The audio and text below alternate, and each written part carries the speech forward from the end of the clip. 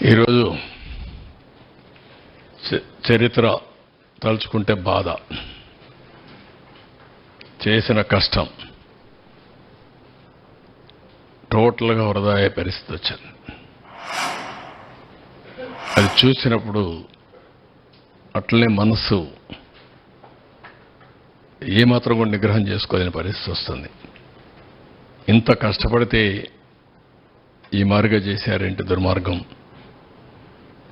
అంటే జాతి ద్రోహం. ఇది నాకు కాదు, నేను నిమిత్త మాత్రుడిని, ప్రభుత్వం నిమిత్త మాత్రం. ఆ రోజు మాకు ఈ అవకాశం వచ్చింది. వచ్చిన అవకాశాన్ని సద్వినియోగం చేసి తద్వారా మళ్ళీ ప్రజలు నిలదొక్కోవాలి, రాష్ట్రం నిలబడాలి అనే ఉద్దేశంతో ముందుకు పోయాం. 10 ఏళ్ళు రాజధాని లేదు. బైఫర్కేషన్ యాక్ట్ కూడా 10 years టైం ఇచ్చి కామన్ క్యాపిటల్ హైదరాబాద్ ఉంటుందని చెప్పి ఈరోజు హైదరాబాద్ కూడా క్యాపిటల్ అయిపోయింది. మనకు రాజధాని లేని పరిస్థితి వచ్చింది. ఇన్వెస్టర్స్ ప్రపంచం అంతా నమ్మకాన్ని కోల్పోయారు.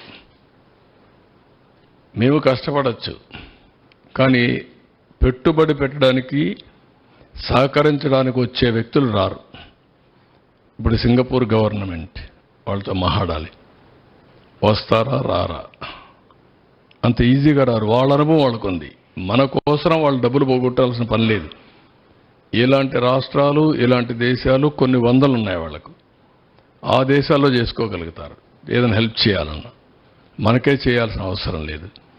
రెండోది, పెట్టుబడులు పెట్టే వాళ్ళందరికీ ఈరోజు బాగానే ఉంది, మళ్ళా ఈ భూతం ఇక్కడ ఉంటుంది కదా, ఈ దుర్మార్గుడు ఉంటాడు కదా, ఉన్నప్పుడు రేపు కథ ఏంటి, మేము ఎందుకు రిస్క్ చేయాలి మీ రాష్ట్రానికి అనే ఆలోచన ఉంటుంది. ఒక బ్రాండ్ ఇమేజ్ మొత్తం సఫర్ అయిపోయింది. ఎవరిని అడిగినా ఇంకా కూడా ఆలోచిస్తాం, చేస్తాం, అన్ని బాగానే ఉన్నాయి, మీ ట్రాక్ రికార్డు బాగుంది, మీ రాష్ట్రంలో మళ్ళా నమ్మకం ఏంటి మాకు, మీరు ఎట్లా అష్యూరెన్స్ ఇవ్వగలుగుతారు అని అడిగే పరిస్థితి వచ్చింది. This is the case study. ఒక వ్యక్తి అధికారాన్ని తీసుకుని భావితరాల భవిష్యత్తు నాశనం చేశాడు. ఒక శాపంగా మారాడు.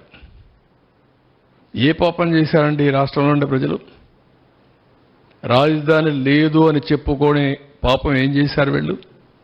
ఇక్కడుండే వాళ్ళు ఒకే అవకాశాల కోసం బయట పోతే పర్లేదు, కానీ ఇక్కడ అవకాశాలు లేక బయట పోవాల్సిన కర్మ ఏం పట్టింది? తెలివితేటలు లేవా? ఇక్కడ వనరులు లేవా? ఇక్కడ అవకాశాలు లేవా? ప్రపంచంలో ఉండే ప్రతి ఒక్క వ్యక్తి ఇక్కడికి వచ్చే అవకాశం ఉంది. గోదావరి, కృష్ణ, పుణ్య నదులు ఉన్నాయి, బంగారు పండించే భూములు ఉన్నాయి, రైతాంగం ఉన్నారు. Andhra Pradesh rice bowl of India, దేశానికి అన్నం పెట్టిన రాష్ట్రం ఇది. తీర ప్రాంతం భారతదేశంలో నెంబర్ 1 ఇది. 1000 కిలోమీటర్లు ఈస్ట్ కోస్ట్లో సన్ రైజ్ స్టేట్ ఇది. ఎన్నో పోర్ట్లు. మళ్ళీ ఈరోజు ప్రపంచం అంతా పోయి రాణించే యువత ఈ రాష్ట్రంలో ఎలాంటి అవకాశాలు లేకుండా అయింది. ఇది చాలా బాధ. ఇంట్రాస్పెక్ట్ చేసుకోవాలి. ఇలాంటి వ్యక్తులు ఇలాంటి ప్లేస్ని రాజకీయాల్లో ఉండడానికి అర్హత ఉందా అనేది ప్రజలు ఆలోచించాలి. ఈ ఆవేశంగా నేను మాట్లాడడం కాదు, ఏదో మమ్మల్ని ఇబ్బంది పెట్టారని నేను ఆలోచించడం కాదు, కానీ 5 కోట్ల ప్రజల భవిష్యత్తు కోసం పదే చెప్తున్నా. మీరు మరిచిపోకుండా ఆలోచించుకోవాల్సిన అవసరం ఉంది.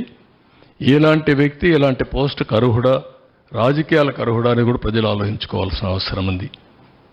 మళ్ళీ ఎన్ని జరిగాయి పీడకలాలు.